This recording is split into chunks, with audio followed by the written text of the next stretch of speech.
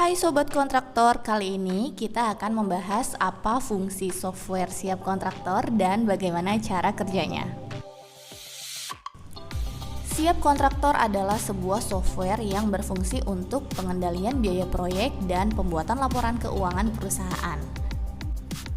Pengendalian biaya proyek meliputi pembuatan RAP, pengelolaan bahan mulai dari permintaan, PO, bahan masuk, jurnal utang, tagihan pemasok dan pembayaran, pengelolaan SPK, upah alat subkon, opnam SPK, jurnal utang SPK, tagihan SPK dan pembayaran utang SPK, lalu pengelolaan kas proyek. Untuk pengelolaan akuntansi meliputi pengelolaan kas dan bank, pengelolaan jurnal memorial, pembuatan buku besar atau general ledger, pembuatan trial balance, pembuatan laba rugi per proyek, pembuatan laba rugi perusahaan, pembuatan neraca perusahaan. Software siap kontraktor bekerja berbasis cloud, database MySQL tersimpan di sebuah server yang bisa diakses melalui jaringan internet. Program harus diinstal pada laptop dan smartphone Android atau iOS. Konsep yang dipakai oleh siap kontraktor disebut SaaS atau Software as a Service. Nah, apa sih yang dimaksud dengan SaaS atau Software as a Service? Software as a Service atau perangkat lunak berbentuk layanan adalah suatu model penyampaian aplikasi perangkat lunak oleh suatu vendor perangkat lunak yang mengembangkan aplikasi untuk digunakan pelanggannya melalui internet. Lalu, informasi apa saja sih yang bisa disajikan oleh siap kontraktor? Siap kontraktor dapat menyajikan semua informasi keuangan proyek.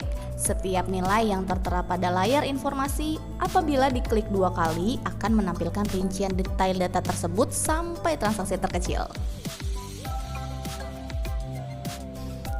Pertanyaan selanjutnya, apakah program ini dapat menyajikan informasi pada setiap item pekerjaan? Informasi yang disajikan untuk setiap item pekerjaan antara lain nilai kontrak, nilai RAP berikut RAP bahan, upah, alat, subkon, dan overhead. Realisasi biaya terdiri dari bahan, upah, alat, subkon, dan overhead. Progres yang sudah dicapai, nilai PO, nilai SPK, upah, alat, subkon, dan overhead.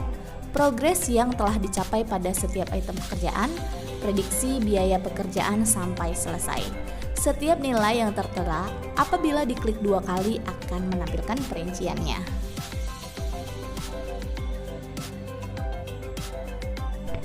Kira-kira data apa saja sih yang harus diinputkan agar bisa menghasilkan informasi tersebut?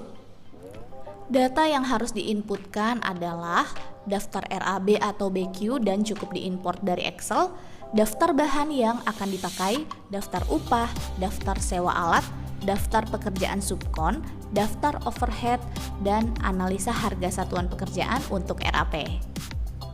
Sedangkan data transaksi yang diinputkan adalah permintaan bahan dilanjutkan menjadi PO, data bahan masuk dan pemakaian bahan, data SPK, upah alat subkon overhead, dan hasil opnamnya, lalu data kas proyek. Nah, kita lanjut yuk ke bagian smartphone Android atau iOS. Kira-kira informasi apa saja yang bisa dilihat pada smartphone Android atau iOS? Informasi yang bisa dibaca pada smartphone antara lain data permintaan bahan, data purchase order, data bahan masuk, data pemakaian bahan, data stok bahan, data SPK upah alat subkon overhead berikut hasil opnamnya, data opnam SPK, data prediksi biaya setiap pekerjaan atau induk pekerjaan, dan resume project top info.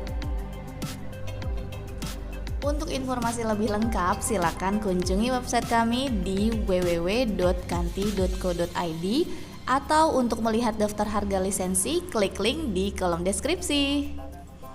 Mengerjakan pekerjaan pengecoran. Misalnya pada Apakah akan menggunakan beton molen bagian dinding atau akan memakai dicat beton tepat atau akan dibuat dengan sistem precast. Yang kedua, rencana kebutuhan Kalau bahan. seandainya akan memakai Yaitu, precast, apakah dapat beton berupa precastnya item dibuat bahan sendiri yang harus atau disediakan diserahkan ke